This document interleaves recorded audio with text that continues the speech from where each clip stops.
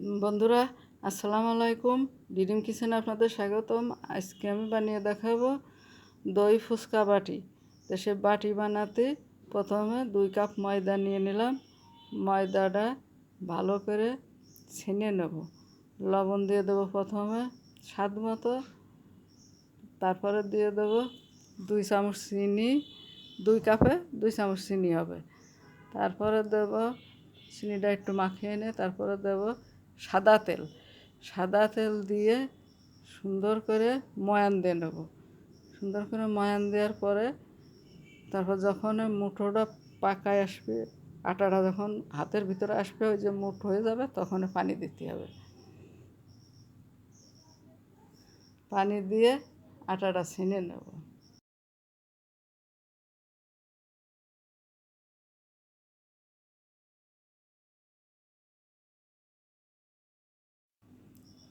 এবার আটাটা সুন্দর করে মেখে নেওয়া হয়ে গেছে। এখন আটাটা 1 ঘন্টার জন্য রেখে দেবো। ডোটা 1 ঘন্টার জন্য রেখে দেবো। একটু সয়াবিন তেল মাখাইয়ে ঢেকে রেখে দেবো। 1 ঘন্টা পর আবার ফিরে আসবো।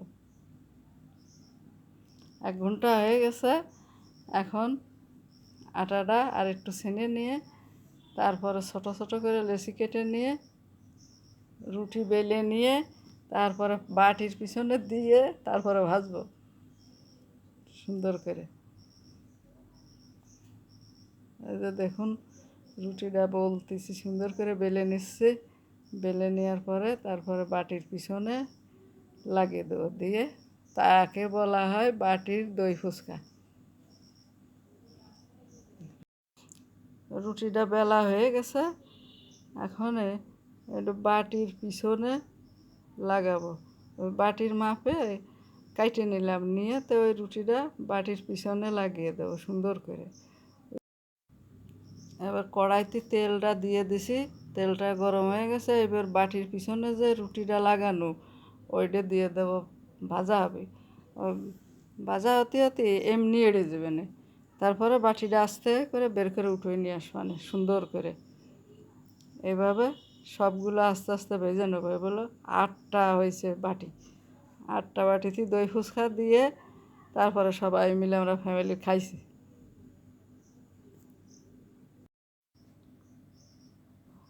পিছন পাটটা হয়ে গেছে। এখন বাটিটা আস্তে আস্তে উঠিয়ে নেব সুন্দর করে। বাটিটা কি সুন্দর উঠে চলে আইছে।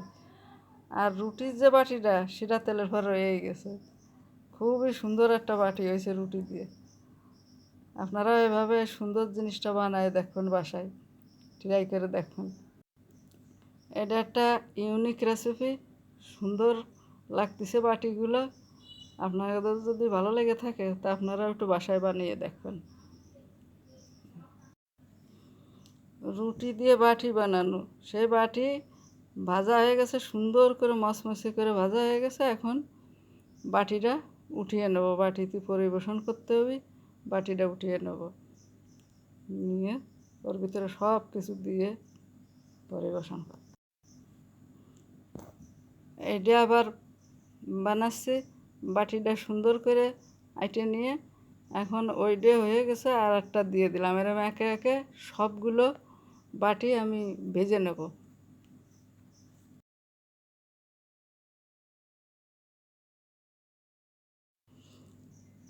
আটার রুটির বাটিতে পরিবেশন করার জন্য সব কিছু কেটে নিয়েছি।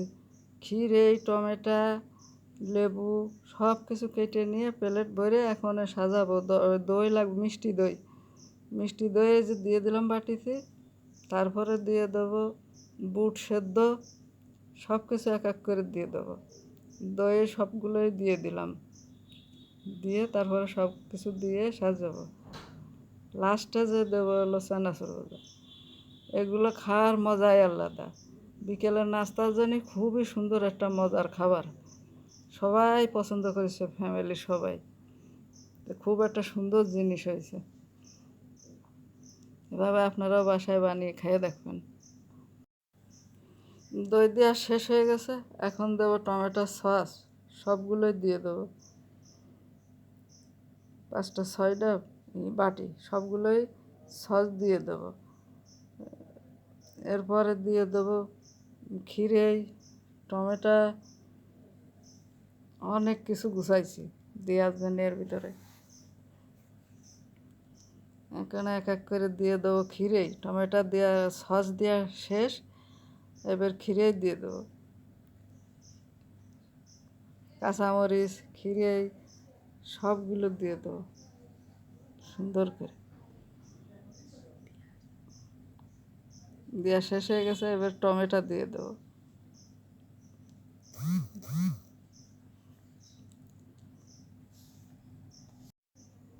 টমেটো খিরে দেওয়া শেষ, এবার হালকা করে চানাচুর দিয়ে দেবো। চানাচুর দেওয়া হয়ে গেলে তারপরে দেবো, এবার দেবো বুট সেদ্ধ। বুট সেদ্ধ সব কিছু দিয়ে, বড়ো বাটি সব কিছু দিয়ে ভরিয়ে দেবো একদম, বুট সেদ্ধ দেবো। এবার চানাচুর দেওয়া হয়ে গেছে, এবার বুট সেদ্ধ দেবো।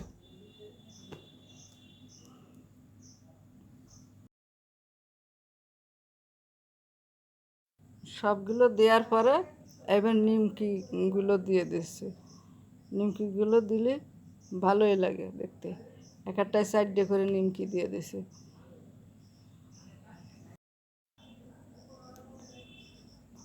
বানানো আমার হয়ে গেছে, সব দেওয়া শেষ। এখন এই রেসিপি আজকের মতো এখানেই শেষ। আগামী পর্বে অন্য রেসিপি নিয়ে হাজির হব। আপনারা সবাই ভালো থাকবেন, সুস্থ থাকবেন। আমার এই রেসিপিটা ভালো লাগলে সাবস্ক্রাইব, লাইক, কমেন্ট, শেয়ার করে দেবেন। আসসালামু আলাইকুম, আল্লাহ হাফেজ।